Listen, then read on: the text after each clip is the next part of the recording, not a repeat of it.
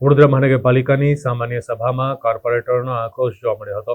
દબાણો મામલે ઉગ્ર રજૂઆત કરવામાં આવી હતી. વડોદરાના વિશ્વામિત્રી નદીના વિનાશક પૂરે શહેરમાં તારાજી સર્જી હતી. ત્યારે હવે વિપક્ષની સાથે ભાજપના કાઉન્સિલરોએ પણ ગુરુવારે સાંજે મળેલી પાલિકાની સામાન્ય સભામાં પૂરની પરિસ્થિતિ રજૂ કરીને પૂર માટે ભાજપ જ જવાબદાર છે તેમ કહ્યું હતું.